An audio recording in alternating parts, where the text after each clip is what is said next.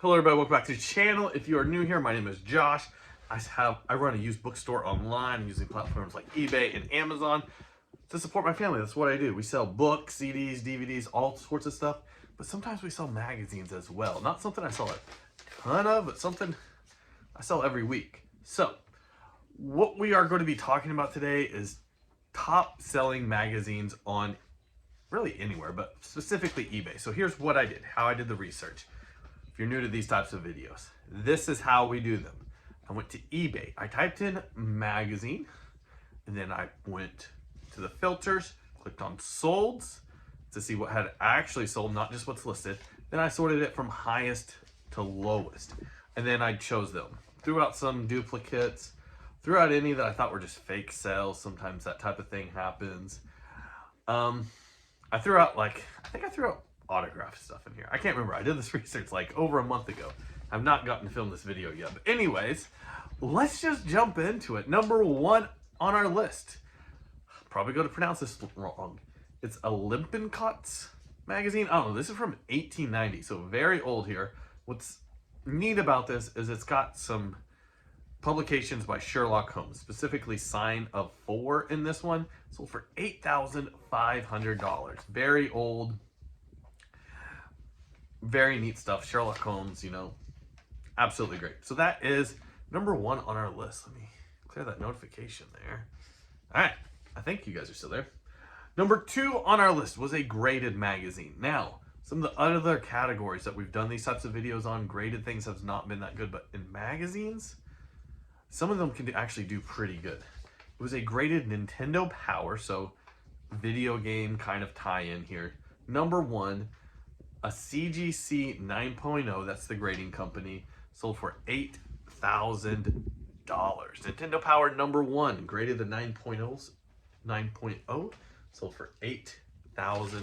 Nintendo Powers can be really good, just in general.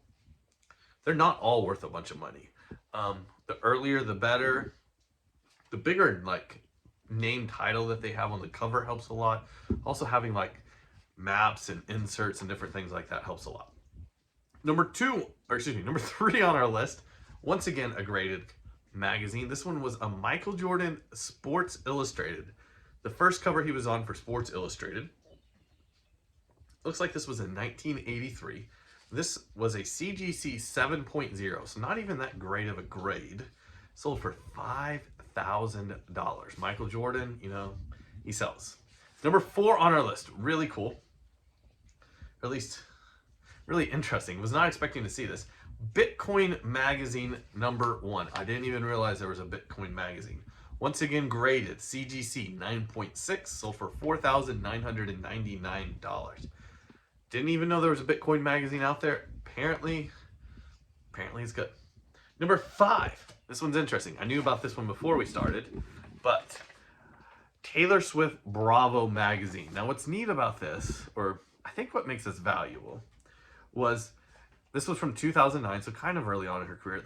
They put almost like trading cards in these, so this is considered like her rookie card from Bravo magazine 2009. And I believe this was just put out in Germany, the Bravo magazine. I'm not 100% sure on this, but anyways, this sold for $5,000. Some of them will go lower. I see people just selling the cards out of here. Really interesting stuff. Taylor Swift always does good. Number six on our list, also Taylor Swift. A signed Rolling Stones autographed one went for right around that $5,000 mark as well. Taylor Swift, Michael Jordan, Nintendo Power, Sherlock Holmes. Big names here is what we're looking for these high value magazines. Number seven on our list, once again, Michael Jordan, 1989. This is Sports Illustrated for kids, graded CGC 9.8, went for $4,195. This isn't even signed, which is incredible to me.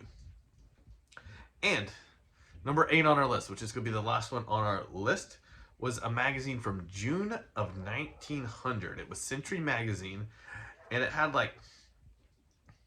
some of the big selling points for this was it had articles by Nikola Tesla in it, $3,900. And this thing was in amazing condition for a magazine from 1900s. Remember, magazines are not made to be like lasting 100 years from now. They're made to be like read once and thrown away. But like, condition on these can be very important. Now, there's lots of money in magazines. Usually when you're wanting to buy and sell magazines, you're not looking for these big names like we see here. Usually what you are looking for is more niche, however you want to say it, more niche stuff that there's just not a lot of supply out there for. If you have very low supply and somewhat demand, you can still get a good value for them. And that's what the majority of the magazines I sell. However, some of these magazines that have a super high demand, like what we're looking at here, can get some super high prices. So this has been the top selling 8 magazines on eBay. Of course, eBay sold is just the last 90 days, so I'm sure there's some great stuff out there that just hasn't sold in the last 90 days. But thank you guys for watching. I have lots of other videos like this on other topics, books, or whatever, so check those out. See you guys next time. Goodbye.